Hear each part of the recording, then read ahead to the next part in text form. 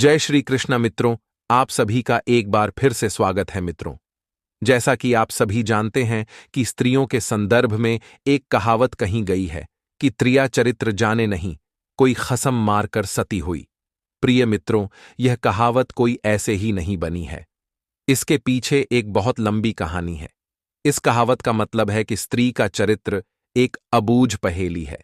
स्त्री के चरित्र को स्वयं नारायण नहीं जान पाए तो हम साधारण मनुष्यों की क्या बिताश दोस्तों। स्त्री जाल की तरह जटिल व्यक्तित्व की स्वामिनी है, जो उल्टा होते हुए भी अपने आप को सती सावित्री साबित कर सकती है। वह सबके सामने अपने आप को सही सिद्ध करने के लिए तरह तरह के स्वांग रच लेती है। मित्रों, ऐसा चरित्र संसार की समस्त स्त्रियों का हो यह जरूरी नहीं है। कुछ ही स्त्रियां होती हैं जो ऐसे उल्टा चरित्र की मालकिन होती हैं। समस्त स्त्रियां नहीं होती हैं। आज इस कहानी को सुनने के बाद आप जीवन में कभी किसी स्त्री से धोखा नहीं खाएंगे। इसलिए समस्त श्रोतागण इस कहानी को ध्यानपूर्वक पूरा सुने और इस कहानी से प्रेरणा लेकर अपने अपने जीवन को सफल बनाएं। और जो भी हमारी माताएं बहनें इस त्रिया चरित्र की कहानी को सुन रही हैं, वह स्वयं के ऊपर कभी न ले। तो चलिए मित्रों, आपका ज्यादा समय नष्ट न करते हुए कथा को प्रारंभ करते हैं। एक दिन भगवान श्री कृष्ण गौलोक में बैठे हुए थे। तभी उनके पास नारायण भक्त ब्रह्मानंदन देवर्षि नारद जी आते हैं और उन्हें प्रणाम करते हैं। फिर भगवान श्री कृष्ण अभिवादन करते हुए कहते हैं, हे नारायण भक्त, कहिए आज किस प्रयोजन से गोलोक में आना हुआ है। भगवान श्री कृष्ण की बात सुनकर देवर्षि नारद जी भगवान श्री कृष्ण से कहते हैं, हे प्रभु, आप तो स्वयं तीनों लोकों के स्वामी हैं। आप तो पहले ही सबके मन की बात जान लेते हैं। आपको तो कुछ बताने की आवश्यकता ही नहीं है। नारद जी की यह बात सुनकर भगवान श्री कृष्ण मुस्कुराते हुए कहते हैं, हे देवर्षि, आप निसंकोच होकर अपना प्रश्न पूछिए, मैं अवश्य ही आपके प्रश्नों का उत्तर दूंगा। तभी देवर्षि नारद जी कहते हैं, हे प्रभु, आज मैं यह जानने के महामात्य से आपके पास आया हूं कि ये त्रिया चरित्र क्या होता है, इसे मनुष्य कैसे समझ सकता है। तब भगवान श्री कृष्ण देवर्षि नारद जी से कहते हैं, हे देवर्षि, आज आपने मनुष्यों के हित के लिए बहुत ही अच्छा प्रश्न पूछा है।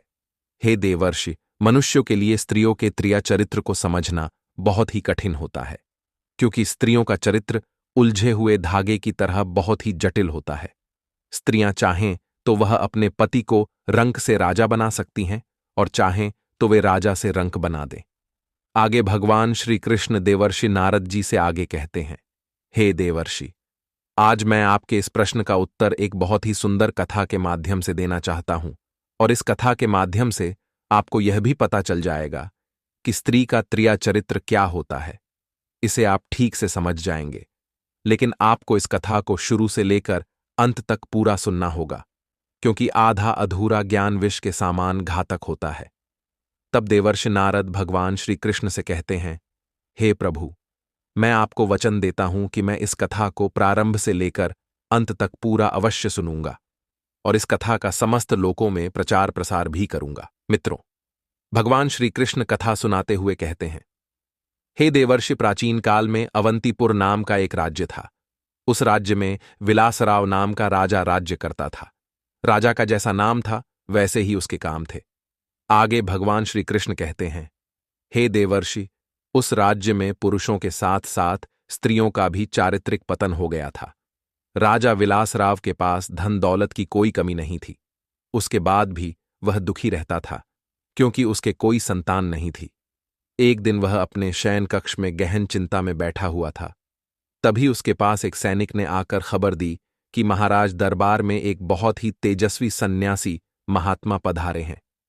उनके मुखमंडल पर एक दिव्य तेज है और गले में रुद्राक्ष की एक बड़ी सी माला धारण किए हैं और वह आपसे मिलना चाहते हैं।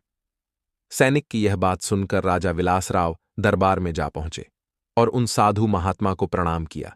फिर उसके बाद उनका खूब आदर सत्कार किया और आदर सहित उचित स्थान पर बैठाया और उन्हें भर पेट भोजन कराया।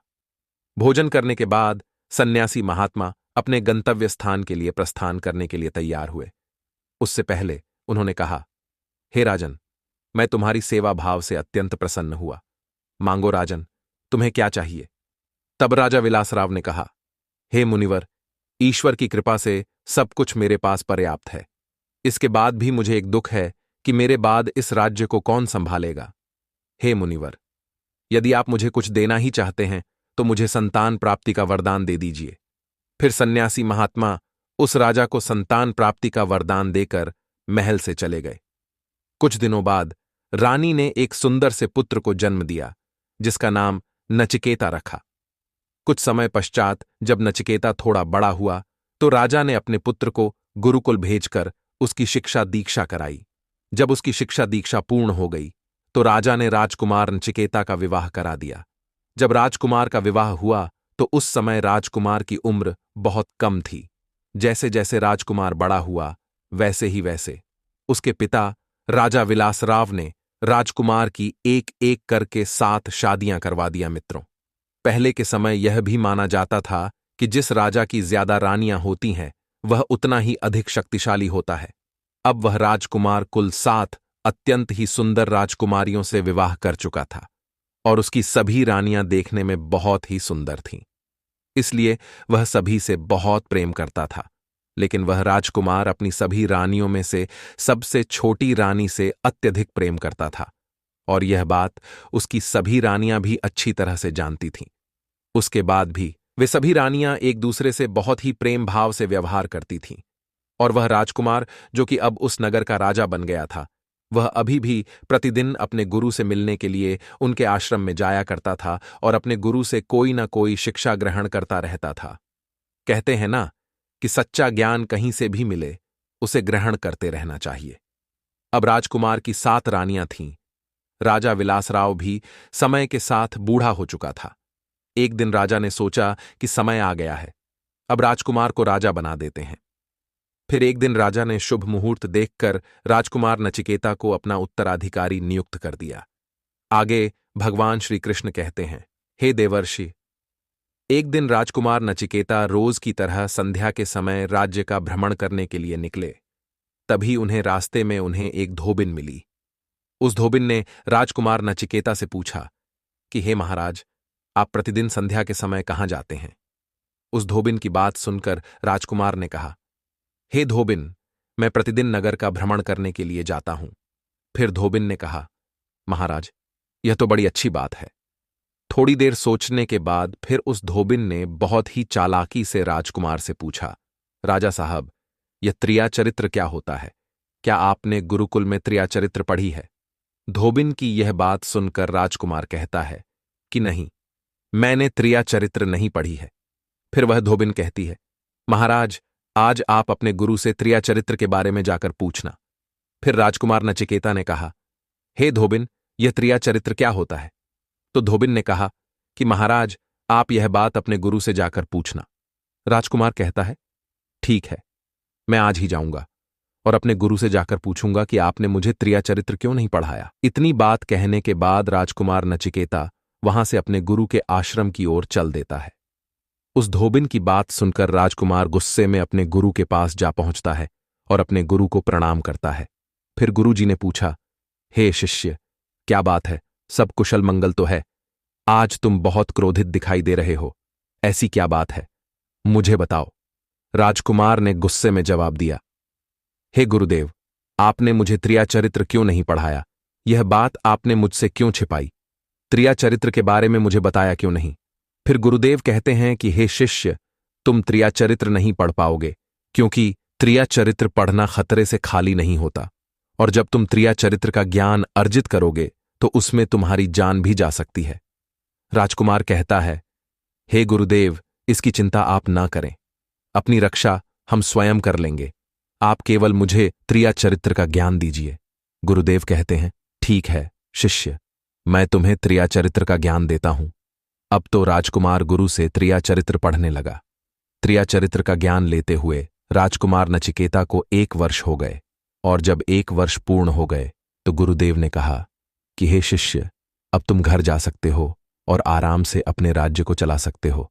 अब तुम्हें यहां आने की कोई आवश्यकता नहीं है। राजकुमार कहता है, ठीक है गुरुदेव। इतना कहकर राजकुमार जैसे ही जाने को होता है तो गुरुदेव उसे रोक लेते हैं और कहते हैं, हे शिष्य, ठहरो, जाने से पहले मैं तुम्हें एक मंत्र बताता हूं। यह मंत्र जब तुम पढ़ोगे तो कोई भी तुम्हें पहचान नहीं पाएगा, किंतु तुम उसे पहचान जाओगे। राजकुमार नचिकेता गुरु से मंत्र सीखने के बाद चलने लगता है।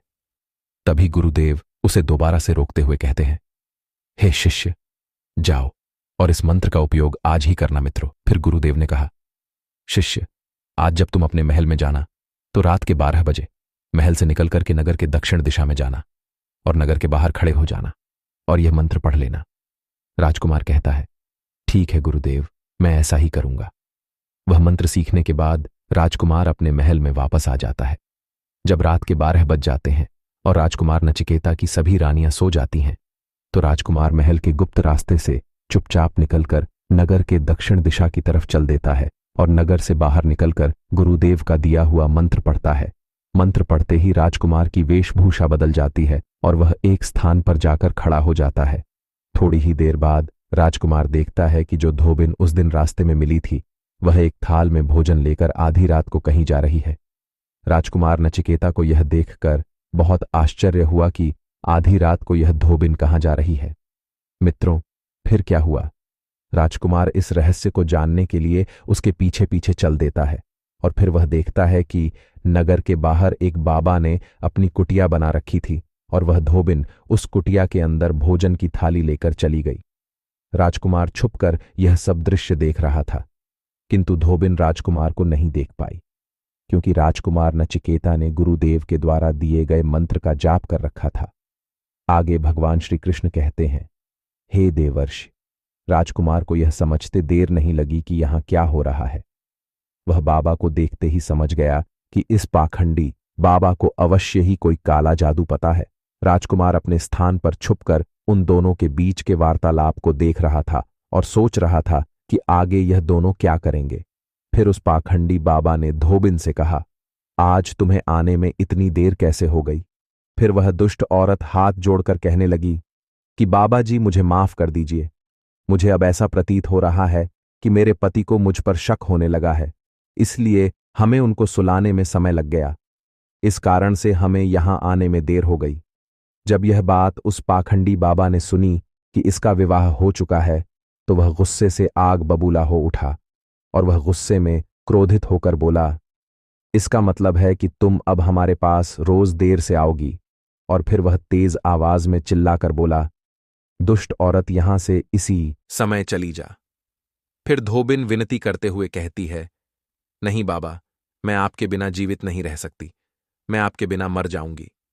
धोबिन की यह बात सुनकर उस बाबा ने कहा, यदि तू मुझसे दूर नहीं होना चाहती है तो इसके लिए तुझे एक काम करना होगा। फिर वह धोबिन कहती है, बाबा जी, क्या काम करना होगा मित्रों? फिर उस पाखंडी बाबा ने अपनी पोटली से एक बड़ा सा चाकू निकाला और उस औरत को चाकू देते हुए कहता है कि तू मेरे बिना नहीं रह सकती है, जा इस चाकू से अपने पति की गर्दन काटकर यहां ले आ और अपने उस पति को मार दे जो हमारे और तुम्हारे बीच में दीवार बन रहा है। तब मैं तुम्हें अपने पास रखूंगा और तुमसे विवाह करूंगा, तुम्हें अपनी पत्नी बनाऊंगा। मित्रों, आगे भगवान श्री कृष्ण कहते हैं, हे देवर्षि, वह कुलटा औरत बिना कुछ सोचे समझे उस पाखंडी बाबा के हाथों से चाकू लेती है और भागते हुए अपने घर वापस जाती है। जब वह घर पहुंची तो उसका पति सो रहा था। वह जाकर अपने पति की गर्दन उस चाकू से काट देती है और उसकी गर्दन को लेकर उस पाखंडी बाबा के पास आती और उसके सामने रख देती है। राजकुमार नचिकेता यह सब दृश्य चुपचाप देख रहा था।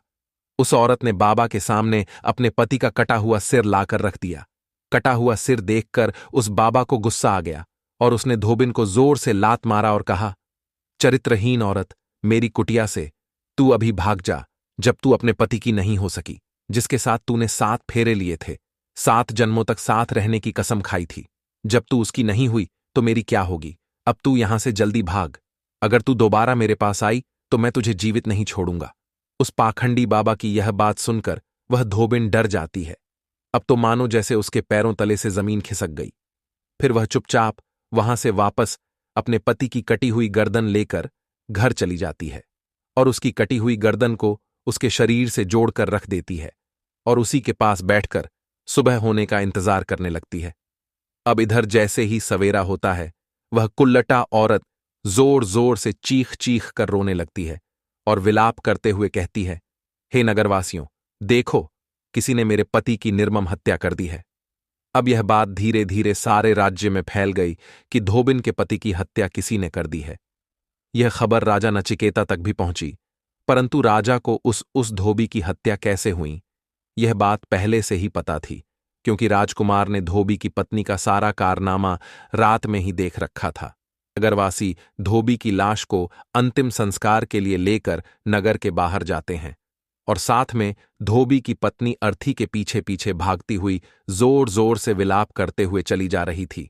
और उधर राजकुमार नचिकेता भी अपने रथ पर सवार होकर सैनिकों के साथ धोबी के अंतिम संस्कार में शामिल होने के लिए पहुंच जाते हैं। मित्रों, आगे भगवान श्री कृष्ण कहते हैं, हे देवर्षि, वह कुल्लटा औरत जोर जोर से चीख कर सभी नगरवासियों और राजा के सामने कहने लगी, यदि मेरा पति ही नहीं रहेगा तो मैं जीवित रहकर क्या करूंगी? मैं भी अपने पति के साथ सती हो जाऊंगी। राजा नचिकेता को उसकी ये बातें सुनकर हंसी आ गई और राजा ने कहा, त्रिया चरित्र जाने, ना कोई और खसम मार के सती हुई। राजा नचिकेता की यह बात उस धोबी की पत्नी के अलावा कोई और नहीं समझ पाया। राजा की यह कहावत सुनकर धोबिन ने कहा, आज मुझे भली भांति पता है कि आप हमारे ऊपर यह बात कह रहे, लेकिन चलिए कोई बात नहीं, मैं तो सती हो जाऊंगी। सती होने से पहले मैं आपको एक बात बताती हूं। नचिकेता कहते हैं, क्या बात बताना चाहती हो? तो धोबिन कहती है कि राजा साहब, आप जब भी कभी चटाई पर बैठना तो उस चटाई को झाड़ कर बैठिएगा। राजा ने कहा कि यह तुम क्या कह रही हो? मैं तो एक राजा हूं, मुझे चटाई पर बैठने की क्या आवश्यकता है? धोबी की पत्नी कहती है कि महाराज, मनुष्य को अपने भविष्य के बारे में कुछ नहीं पता रहता है, इसलिए भविष्य में जब यह नौबत आपके ऊपर आए तो आप चटाई पर बैठने से पहले उसे झाड़ लेना। राजा नचिकेता धोबी की पत्नी की ये बात मान लेते हैं। इतना कहने के बाद फिर वह धोबिन अपने पति के साथ सती हो जाती है और राजा नचिकेता धोबी और उसकी पत्नी का अंतिम संस्कार करवाकर अपने राजमहल को वापस आ जाते हैं और अपने राजकीय कार्यों में लग जाते हैं। और उसके बाद फिर से प्रतिदिन की भांति रात्रि होते ही राजा नचिकेता नगर में भ्रमण के लिए महल से निकलकर दक्षिण दिशा की ओर चल देते और गुरु के द्वारा दिया हुआ मंत्र का जाप करके नगर के बाहर फिर से उसी स्थान पर खड़े हो जाते हैं जहां वह पिछली रात को खड़े हुए थे। मित्रों, आज का दृश्य देखकर कि राजा नचिकेता के हाथ पैर कांपने लगे। उन्हें ऐसा प्रतीत हो रहा था मानो उनके पैरों तले से जमीन खिसक गई। राजा को अपनी आंखों पर यकीन ही नहीं हो रहा था। वह बार बार अपनी आंखों को मल रहा था। उसने देखा कि उसकी 7 रानियां भोजन की थाली अपने अपने हाथों में लेकर उस पाखंडी बाबा की कुटिया की तरफ जा रही।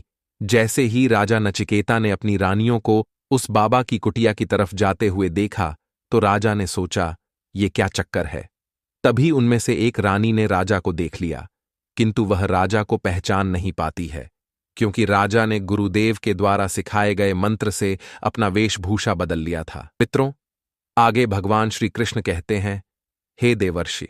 फिर उसमें से एक रानी अपनी बड़ी रानी से कहती, हे महारानी, यह लड़का इतनी रात को यहां क्यों खड़ा है? फिर वह रानी उस लड़के अर्थात राजा नचिकेता को अपने पास बुलाकर कहती है, बेटा, मेरी यह थाली लेकर के उस कुटिया तक पहुंचा दो। बिना कुछ सोचे समझे बिना राजा नचिकेता ने वह थाली अपने हाथों में ले ली और अपनी रानियों के साथ कुटिया तक जाने लगे।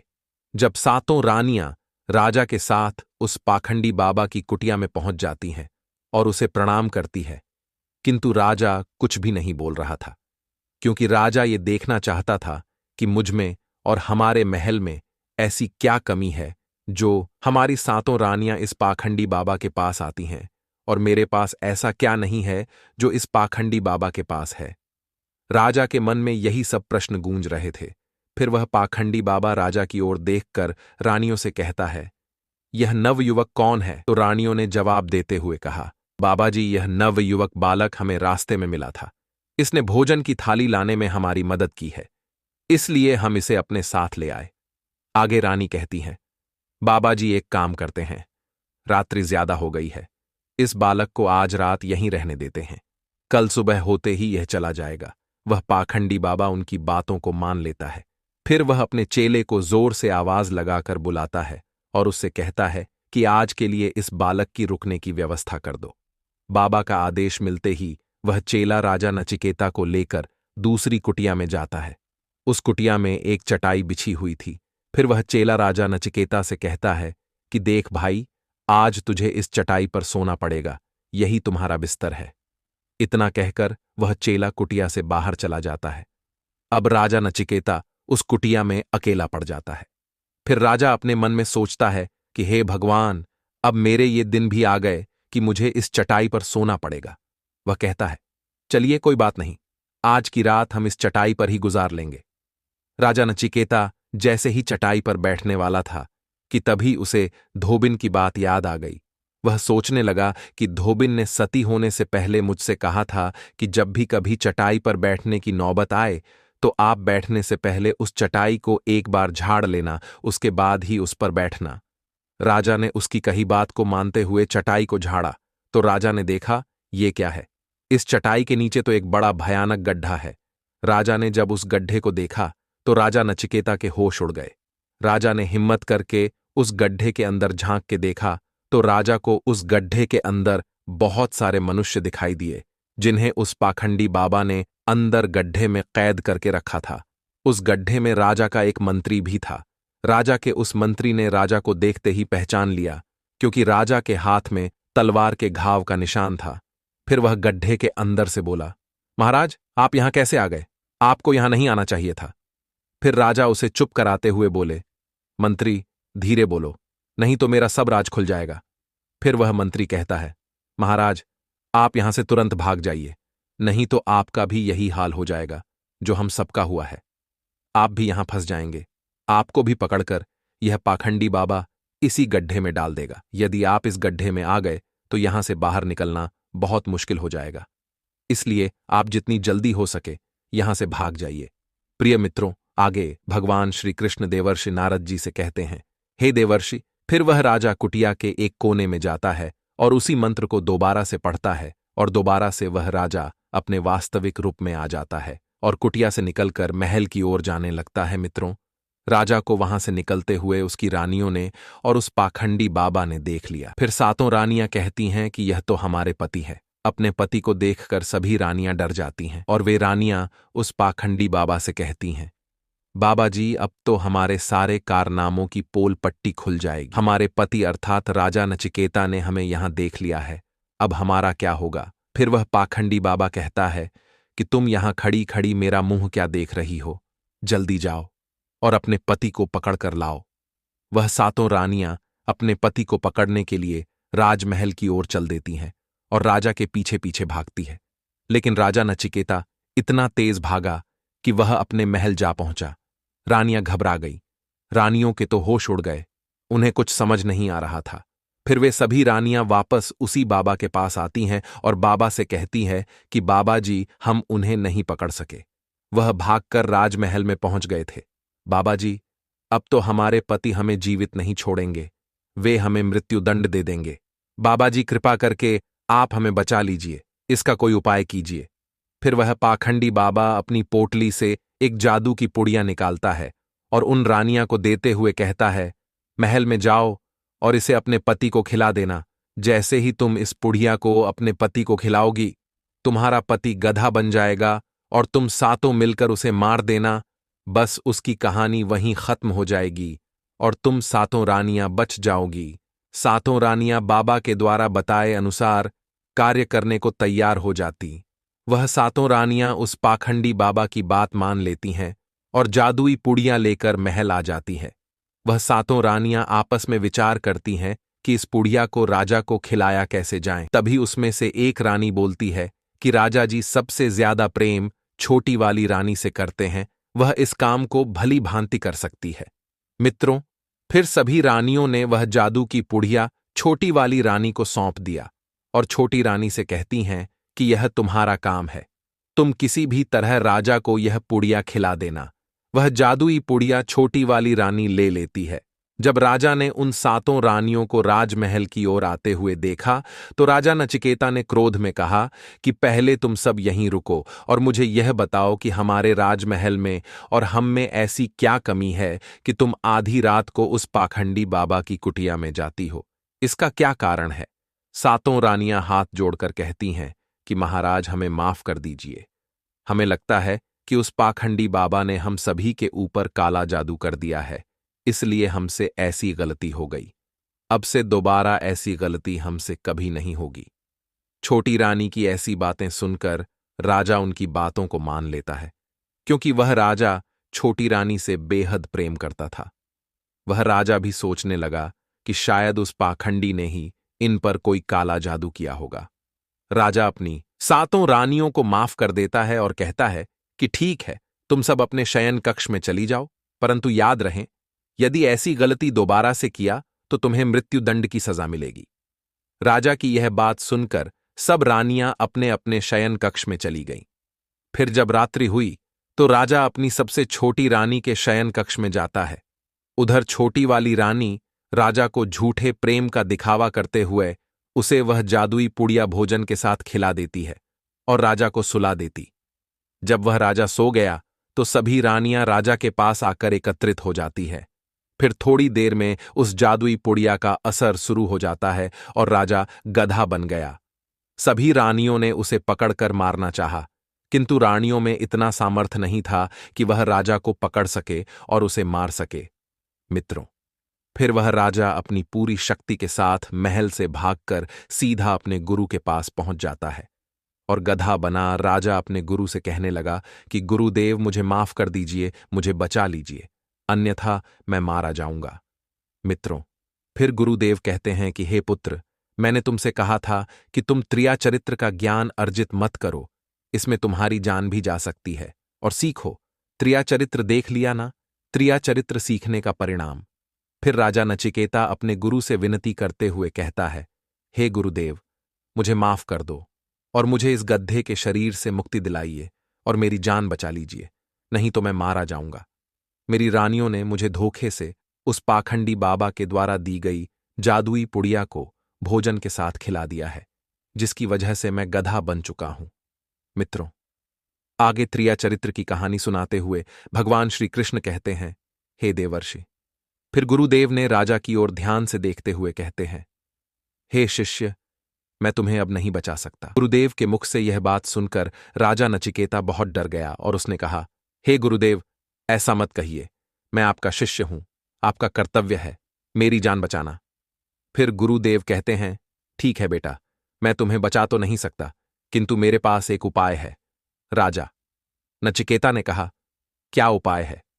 गुरुदेव तो गुरुदेव कहते हैं कि हे पुत्र, हम तुम्हें तोता बना देंगे, और जब तुम्हें तोता बना देंगे तो तुम उड़कर राजा देवराय के राज्य में चले जाना और वहीं जाकर रहना, क्योंकि राजा देवराय के राज्य में उस पाखंडी बाबा की काली शक्तियों का कोई असर नहीं होता है। मित्रों, फिर राजा नचिकेता गुरुदेव की बात मानकर कहता है कि ठीक है गुरुदेव, आप हमें तोता बना दीजिए। गुरुदेव उसे तोता बना देते हैं और राजा नचिकेता तोता बनने के बाद राजा देवराय के राज्य में पहुंच जाता है और राज्य में पहुंचकर वह एक घने जंगल में विशालकाय बरगद के वृक्ष पर अन्य तोतों के साथ रहने लगता है। इधर सभी रानियां उस राजा को खोज रही थीं। जब राजा नहीं मिला तो वह फिर से उस पाखंडी बाबा के पास जाती और कहती हैं कि बाबा जी, हम सब ने उसे पकड़कर मारने की बहुत कोशिश की, परंतु वह हम सब से जान बचाकर भागने में सफल हो गया। अब आप ही देखिए कि वह कहाँ है। रानियों की बात सुनकर वह पाखंडी बाबा अपनी पोटली से एक यंत्र निकालता है और राजा नचिकेता को उस यंत्र में देखकर कहता है, तुम्हारा पति तोता बन चुका है और राजा देवराय के राज्य में रह रहा है। फिर सभी रानियां एक साथ कहती हैं कि बाबा जी, आप उसे अपनी काली शक्तियों से यहां बुला लीजिए। फिर वह बाबा रानियों से कहता है कि मेरी काली शक्तियों का प्रभाव उस राज्य में नहीं हो सकता, क्योंकि मुझे राजा देवराय के गुरु ने श्राप दिया था। बाबा की यह बात सुनकर सभी रानियां दुखी हो जाती हैं और कहती हैं, बाबा जी, अब हम क्या करें?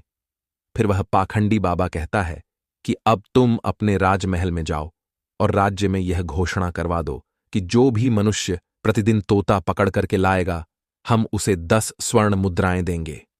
मित्रों, उसके बाद सभी रानियां महल में आती हैं और सारे राज्य में घोषणा करवा देती है कि जो भी मनुष्य तोता पकड़कर लाएगा, हम उसे बदले में 10 सोने की मुद्राएं देंगे।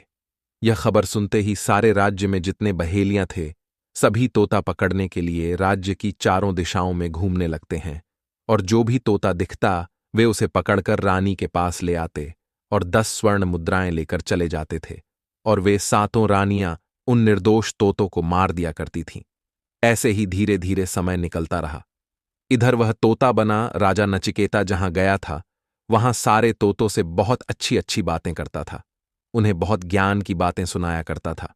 उस तोते की बातें सुनकर उन सभी तोतों को लगा कि यह तो बहुत ज्ञानी और समझदार है, इसे हम अपना राजा बना लेते हैं। सभी तोते मिलकर उसे अपना राजा बना देते हैं। अब राजा नचिकेता सभी तोतों का राजा बन चुका था। आगे की कहानी सुनाते हुए भगवान श्री कृष्ण कहते हैं, देवर्षि, उधर अवंतीपुर में बहेलियों ने राज्य के सारे तोतों को पकड़कर राजमहल में रानियों को दे दिया और रानियों ने उन मासूम से तोतों की बड़े ही निर्मम तरीके से हत्या कर दिया। अब तो उस राज्य के सभी बहेलियां तोता पकड़ने के लिए अन्य राज्यों में जाने लगे और अन्य राज्यों से तोता ढूंढकर रानियों को देने लगे। मित्रों, एक दिन अवंतीपुर राज्य का एक बहेलिया तोता पकड़ने राजा देवराय के राज्य में पहुंच जाता है और वह उसी बरगद के वृक्ष के पास पहुंच जाता है जहां पर राजा नचिकेता तोता बनकर अपना जीवन व्यतीत कर रहा था। जब उस बहेलिया ने खूब सारे तोते एक साथ में देखा तो बहेलिया के मन में लालच ने जन्म ले लिया और वह सोचने लगा कि अगर यह सभी तोते उसे मिल जाएंगे तो वह इन तोतों को पकड़कर रानियों को दे देगा और बदले में उसे बहुत सी सोने की मुद्राएं मिल जाएंगे। फिर वह बहेलियां सोचने लगा कि हम इतने सारे तोतों को पकड़ेंगे कैसे। जिस पेड़ पर तोते रहते थे वह पेड़ बहुत ही विशालकाय था। फिर उसके मस्तिष्क में एक विचार आया। अगले दिन जैसे ही सुबह हुई, उस पेड़ से सभी तोते भोजन की तलाश में बाहर चले जाते हैं और इधर बहेलियां क्या करता है कि एक बड़ा सा जाल लाकर पूरे वटवृक्ष के पेड़ पर फैला देता है और वापस अपने राज्य को आ जाता है। और रास्ते में सोचते हुए जा रहा था कि जब सारे तोते आएंगे और उस पेड़ पर बैठेंगे तो वह सभी मेरे बिछाए हुए जाल में फंस जाएंगे और मैं आसानी से उन्हें पकड़कर अपने राज्य अवंतीपुर लेकर चला आऊंगा और सभी तोतों को रानी को सौंप दूंगा। इसके बदले रानियां मुझे बहुत सारा धन देंगी और धन मिलते ही मेरी गरीबी दूर हो जाएगी और मैं धनवान व्यक्ति बन जाऊंगा।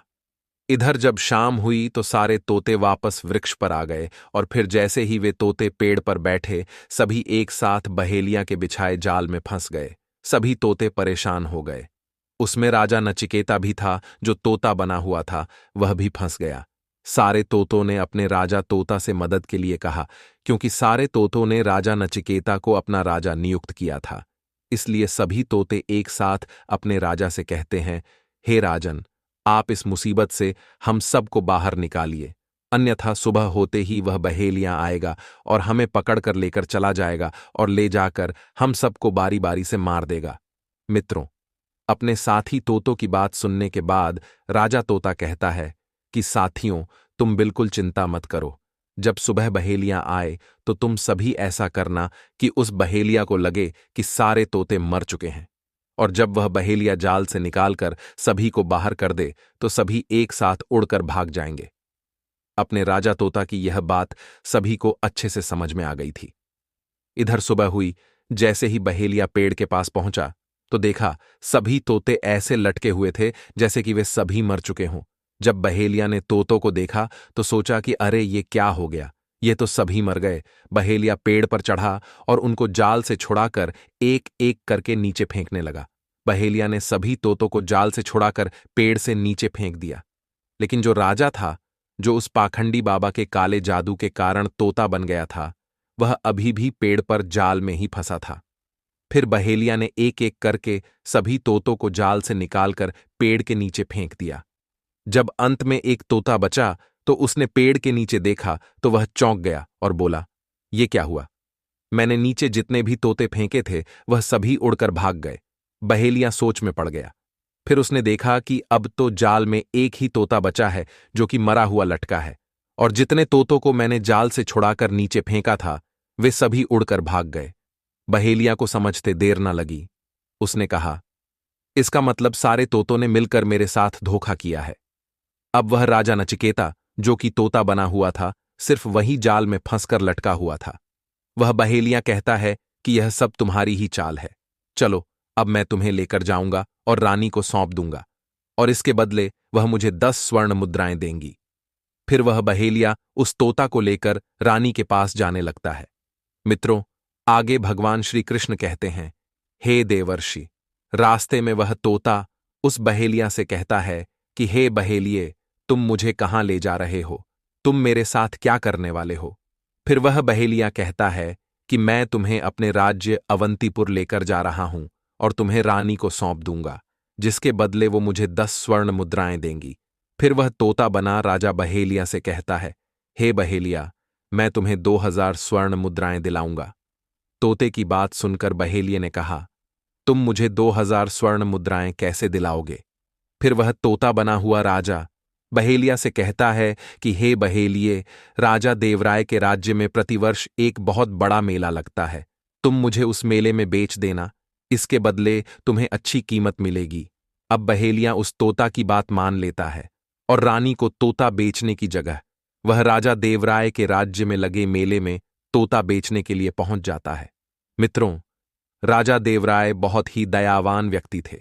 उनके राज्य में शेर और हिरण एक ही घाट पर पानी पीते थे। प्रजा उनसे बहुत खुश रहती थी। फिर जब शाम हुई तो राजा देवराय मेले का जायजा लेने के लिए अपने कुछ सैनिकों के साथ मेले में जाते हैं, और जिस व्यक्ति का सामान मेले में नहीं बिकता था, शाम को राजा उसे स्वयं खरीद लेते थे। वह बहेलिया भी उस तोते को लेकर मेले में पहुंच गया।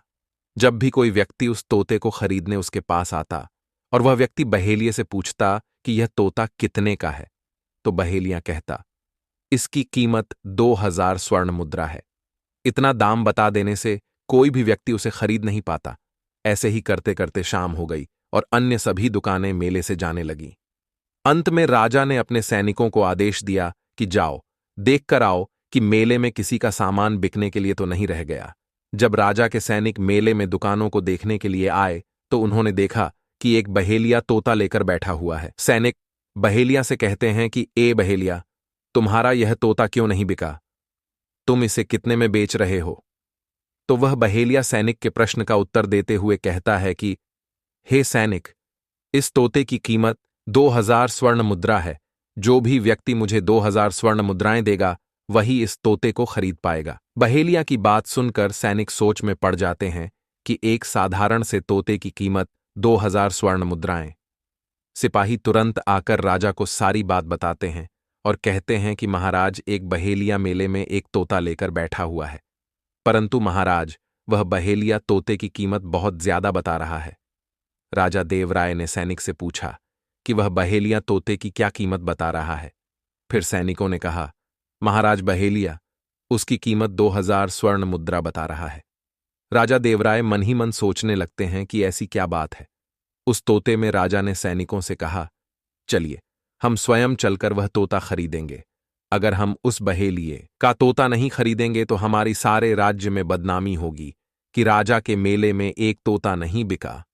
राजा अपने रथ पर सवार होकर मेले में पहुंचता है और उस बहेलिया से कहता है कि हे बहेलिया, इस तोते का क्या मूल्य है? बहेलिया हाथ जोड़कर कहता है कि महाराज, इस तोते का मूल्य 2000 स्वर्ण मुद्रा है। तो राजा ने कहा, इस तोते में ऐसी क्या खास बात है? बहेलिया ने कहा, महाराज, यह तोता बोलता है और अच्छी अच्छी ज्ञान की बातें भी बताता है। बहेलिया की बात सुनकर राजा ने अपने सिपाहियों से 2000 स्वर्ण मुद्रा उस बहेलिये को देने के लिए कहा और फिर राजा देवराय उस तोते को लेकर अपने महल चला जाता है। इस प्रकार वह तोता अब उस राजा के पास रहने लगा। वह तोता प्रतिदिन राजा को बहुत अच्छी अच्छी बातें बताने लगा। जब राजा पर कोई खतरा आने वाला होता तो वह तोता राजा देवराय को पहले ही उस खतरे से अवगत करा देता था। मित्रों, धीरे धीरे राजा देवराय का प्रेम उस तोते के प्रति बढ़ने लगा। जब यह बात रानी को पता चली कि राजा साहब एक ऐसा तोता लेकर आए हैं जो कि बोलता है और बहुत अच्छी अच्छी बातें बताता है, तो रानी राजा देवराय से कहती है कि महाराज, आप उस तोते को मेरे पास भिजवा दीजिए, हम भी उस तोते को देखना चाहते हैं। राजा अपने सिपाही से कहकर वह तोता रानी के कक्ष में भिजवा देता है। रानी उस तोते से बातें करके बहुत खुश हो जाती। अब रानी को भी उस तोते से बहुत प्रेम हो गया। मित्रों, महाराज देवराय की एक सुंदर पुत्री भी थी। एक दिन रानी ने अपनी पुत्री से कहा, बेटी, आज से तुम इस तोते का ध्यान रखोगी। राजकुमारी ने कहा, ठीक है मां, और वह तोते को अपने साथ लेकर चली जाती है। एक दिन राजकुमारी तोते से बात कर रही थी। तभी राजकुमारी ने पूछा, तुम इतना अच्छा कैसे बोलते हो? फिर तोते ने अपना सारा किस्सा राजकुमारी को सुनाया कि वह राजा से कैसे तोता बना। राजकुमारी को तोते की सच्चाई जानकर उसकी आंखों से आंसू निकलने लगे। वह बहुत दुखी हुई। प्रिय मित्रों, आगे भगवान श्री कृष्ण कहते हैं, हे देवर्षि। फिर वह राजकुमारी तोते से पूछती है कि हे तोता, तुम्हें फिर से मनुष्य के रूप में लाने के लिए क्या करना होगा? फिर वह तोता कहता है, हे राजकुमारी, इसके लिए तुम्हें राज्य के बाहर एक विशालकाय पर्वत है। वहां पर एक विशल्यकरणी नाम की जड़ी बूटी है। यदि मैं उसका रस पान करूंगा तो मैं फिर से मनुष्य रूप में आ जाऊंगा। राजकुमारी ने तोते की यह बात सुनने के बाद अपने साथ अपने 2 विश्वसनीय सैनिकों को लिया और उस पर्वत की ओर चल देती है। इधर अवंतीपुर में तोता बने राजा नचिकेता की 7 रानियां अब तक बहुत सारे तोते को पकड़वा कर मार चुकी थीं, लेकिन जो राजा तोता बना हुआ था वो उन्हें नहीं मिला। फिर एक दिन 7 रानियां उस पाखंडी बाबा के पास जाती हैं और कहती हैं कि बाबा जी, हमारे पति तो अभी तक हमें नहीं मिले, हम अब क्या करें, उन्हें कैसे मारे? फिर वह पाखंडी बाबा अपनी पोटली से वह यंत्र दोबारा से निकालता है और देखता है कि राजा नचिकेता अभी तक तोता बनकर राजा देवराय के महल में रह रहा है। फिर वह पाखंडी बाबा उन 7 रानियों से कहता है, राजा को पकड़ना तुम्हारे बस की बात नहीं है, इसलिए अब तुम सब एक काम करो, तुम नृत्य कला सीखो और हम ढोल बजाना सीखेंगे। उसके बाद जब हम सभी अपने अपने काम में पारंगत हासिल कर लेंगे तो एक साथ हम सभी मिलकर उस राजा के महल में जाएंगे और राजा देवराय को अपना नृत्य दिखाएंगे, क्योंकि मैंने सुना है कि राजा देवराय नृत्य देखने के बहुत शौकीन हैं। यदि वह हम सब के नृत्य को देखने के बाद प्रसन्न हो जाएगा और हमें कुछ मांगने को कहेगा तो हम तुरंत राजा देवराय से भरे दरबार में उस तोते को उपहार में मांग लेंगे और राजा दरबार में अपनी इज्जत बचाने के लिए मना भी नहीं कर सकता। सभी रानियों ने उस पाखंडी बाबा की बात मान ली और फिर कुछ दिन बाद सभी रानियों ने नृत्य सीख लिया। अब वह सब पूरी तरह से राजा देवराय के राज्य में जाने के लिए तैयार थी। फिर वह पाखंडी बाबा और 7 रानियां वेशभूषा बदलकर राजा देवराय के दरबार में पहुंच जाते हैं। राजा देवराय उन सब से पूछते हैं, तुम सब कौन हो और किस उद्देश्य से हमारे राज दरबार में आए हो? तब वे सभी एक स्वर में कहती हैं, हे महाराज, हम सब नृत्यिका हैं और आपके दरबार में अपना नृत्य दिखाना चाहते हैं। यदि आपकी अनुमति हो तो हम अपना नृत्य इस दरबार में प्रस्तुत करें। राजा ने नृत्य दिखाने की अनुमति दे दी। राजा की अनुमति पाकर 7 रानियां नृत्य करती हैं और वह पाखंडी बाबा तबला बजाता है। जब उनके गाने बजाने की आवाज तोते के कानों में पहुंचती है तो वह तोता रानियों के गाने की आवाज सुनकर समझ गया कि यह वही पाखंडी बाबा है जो हमारी 7 रानियों को लेकर और अपना भेष बदलकर यहां पर आ गया है। अब मेरी जान नहीं बचेगी। वह चिंतित हो उठा और राजकुमारी के आने की राह देखने लगा। उधर राजा उनके नृत्य से खुश होकर कहता है कि हे नृत्यकाओ, मांगो, क्या मांगना चाहती हो? हम तुम्हारी नृत्य कला से बेहद प्रसन्न हुए। फिर वह पाखंडी बाबा तुरंत कहता है कि हे महाराज, आपके पास जो बोलने वाला तोता है जिसे आपने कुछ दिनों पहले ही खरीदा था, वह तोता आप मुझे उपहार में दे दीजिए। राजा तो पहले सोचने लगा, फिर उसने अपनी बेइज्जती के डर से उस बाबा से कहा, ठीक है, वह तोता मैं तुम्हें उपहार में देता हूं। फिर राजा ने सैनिक को आदेश दिया कि उस तोते को दरबार में लाया जाए। उधर राजकुमारी सैनिक से पहले ही महल में विशल्यकरणी जड़ी बूटी लेकर आ चुकी थी और तोते को पिलाने जा रही थी। तभी तोते ने कहा, राजकुमारी, इस जड़ी बूटी को अभी मत पिलाना, इसे दरबार में महाराज के सामने पिलाना। राजकुमारी उस तोते की बात मान लेती है। मित्रों, राजा के आदेशानुसार सैनिक तोते को लेने राजकुमारी के कक्ष में पहुंच जाता है। वह सैनिक राजकुमारी के पास पहुंचता है और कहता है कि हे राजकुमारी, यह तोता मुझे दे दो। राजकुमारी कहती है, नहीं, मैं इस तोते को तुम्हें नहीं दूंगी, मैं इसे स्वयं दरबार में लेकर चलूंगी। फिर राजकुमारी तोते को अपने साथ लेकर दरबार में पहुंच जाती है। उसके बाद राजा देवराय राजकुमारी से कहता है कि बेटी, यह तोता मुझे दे दो, यह तोता नृत्य वालों को देना है, इन्हें मैंने इस तोते को उपहार में दे दिया है। अपने पिता की यह बात सुनकर राजकुमारी कहती है कि पिताजी, यह तोता मैं नहीं दूंगी, चाहे जो हो जाए। राजा क्रोध में आकर कहने लगा कि बेटी, यह कैसी बातें कर रही हो? इसे मैंने उपहार में देने का वादा किया है। जब राजकुमारी ने राजा को क्रोध में देखा तो उसने तुरंत वह विशल्यकरणी जड़ी बूटी तोते को पिला दिया। जड़ी बूटी पीते ही वह तोता नीचे जमीन पर गिर गया और थोड़ी ही देर में वह अपने वास्तविक रूप में आ गया। यह सब दृश्य देखकर राजा दंग रह गया। उसने पूछा, तुम कौन हो और तुम्हारा यह हाल किसने किया था? वह राजकुमार कहता है कि राजा साहब, मैं अवंतीपुर राज्य का राजा हूं। मेरा यह हाल मेरी इन 7 रानियों ने इस पाखंडी बाबा के साथ मिलकर किया है। राजा देवराय ने राजकुमार नचिकेता की बात सुनने के बाद अपने सैनिकों को आदेश दिया कि इन 7 रानियों को और इस बाबा को बंदी बना लो। राजा का आदेश पाते ही सैनिकों ने तुरंत उस पाखंडी बाबा को और 7 रानियों को बंदी बना लिया। अगले दिन राजा ने उन्हें मृत्युदंड की सजा सुनाई और उन्हें फांसी दे दिया। फिर राजकुमार नचिकेता संकोच करते हुए कहते हैं, हे राजन, मैं आपकी बेटी से प्रेम करता हूं और मैं उससे शादी करना चाहता हूं। राजा देवराय अपनी पुत्री से कहता है कि क्या तुम इससे शादी करना चाहती हो? राजकुमारी कहती है कि हां पिताजी, मैं भी इनसे प्रेम करती हूं। राजकुमार नचिकेता राजा देवराय की पुत्री से विवाह करके अपने राज्य अवंतीपुर को वापस लौट आते हैं। अपने राजा को देखकर अवंतीपुर की प्रजा बहुत खुश होती है और अपने राजा को इतने दिनों बाद देखकर उनका फूल मालाओं से स्वागत करती है और फिर राजकुमार नचिकेता खुशी खुशी अपनी नई जीवन संगनी के साथ रहने लगता है। मित्रों, भगवान श्री कृष्ण कहते हैं, हे देवर्षि, अब तो आप समझ चुके होंगे कि त्रिया चरित्र क्या होता है। देवर्षि नारद जी मुस्कुराते हुए कहते हैं, हे प्रभु, अब मैं पूरी तरह समझ चुका हूं कि स्त्री के त्रिया चरित्र को कोई नहीं समझ सकता। जिसे स्वयं तीनों लोकों के स्वामी नहीं समझ पाए तो यह साधारण से मनुष्य के लिए तो बहुत दूर की बात है। मित्रों, हमारे पौराणिक धर्म ग्रंथों में कहा गया है कि राजा का चित्त कंजूस, व्यक्ति का धन और दुर्जन आदमी का मनोरथ तथा पुरुष का भाग्य और स्त्रियों का चरित्र स्वयं देवता तक नहीं जान पाते, तो मनुष्यों की तो बात ही क्या है। मित्रों, इस प्रकार से आज की यह कहानी समाप्त हुई। आशा करता हूं कि यह त्रिया चरित्र की कहानी आपको पसंद आई होगी। इस कहानी से आपने बहुत कुछ सीखा होगा और सीखने के बाद आप अपने जीवन में अमल करेंगे और कभी भी स्त्रियों के त्रिया चरित्र के जाल में नहीं फंसेंगे।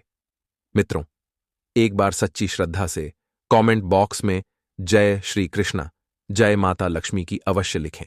प्रिय मित्रों, वीडियो देखने के लिए आप सभी का धन्यवाद।